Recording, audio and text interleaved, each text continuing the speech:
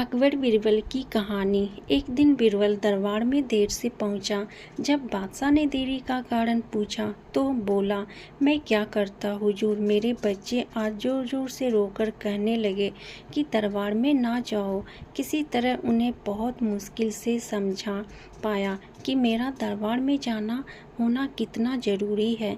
इसी में मुझे काफ़ी समय लग गया और इसीलिए मुझे आने में देर हो गई। बादशाह को लगा कि बीरबल बहानेबाजी कर रहा है। बीरबल के इस उत्तर से बादशाह को तसल्ली नहीं हुई। वो बोले, मैं तुमसे सहमत नहीं हूँ।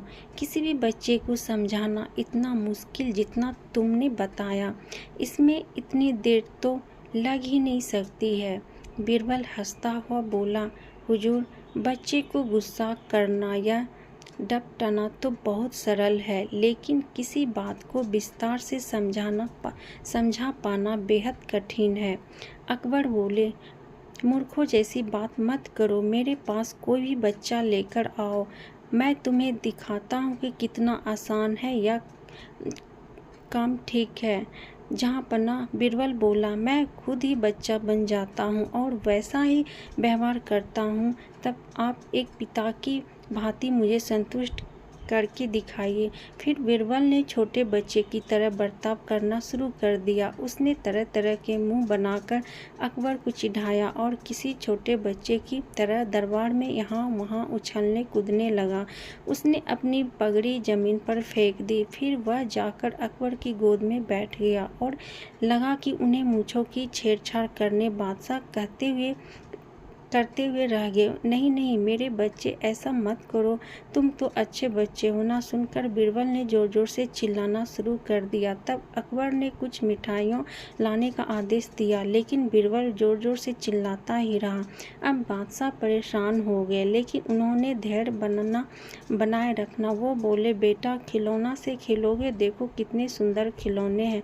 बीरबल रोता हुआ बोला, नहीं मैं तो गन्ना खाऊंगा। अकबर मुस्कुराते हुए गन्ना लाने का आदेश दिया। थोड़ी ही देर में एक सैनिक कुछ गन्ने लेकर आ गया, लेकिन बीरबल का रोना थामा। वह बोला, मुझे बड़ा गन्ना नहीं चाहिए, छोटे टुकड़े में कटा कटा दो।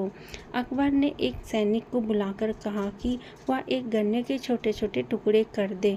यह देखकर बीरबल और जोर से रोता हुआ बोला, नहीं सैनिक, गन्ना नहीं कटेगा, आप खुद काटे इसे। अब बादशाह की मिजाज बिगड़ गया, लेकिन उनके पास गन्ना काटने का अलावा और कोई चारा नहीं था, और करते हुए क्या, खुद अपने ही बिछाए जाल में फंस गए थे। वह गन्ने के टुकड़े करने के बाद उन्हें बीरबल के सामने रखे हुए बोले, अकबर लो, इसे खा लो बेटा। अब बीरबल ने बच्चे की भांति मचलते हुए कहा, नहीं मैं तो पूरा गन्ना ही खाऊंगा। बादशाह ने एक साबुत गन्ना का उठाया और बीरबल को देते हुए बोले, लो पूरा गन्ना और रोना बंद करो।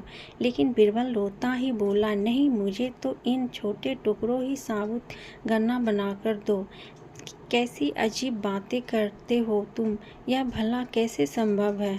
बादशाह के स्वर में क्रोध भरा था, लेकिन बीरबल रोता ही रहा।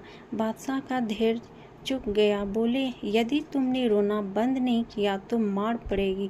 तब अब बच्चे का अभिनय करता बीरबल उठ खड़ा हुआ और हंसता हुआ बोला, नहीं नहीं मुझे मत मारो हुजूर।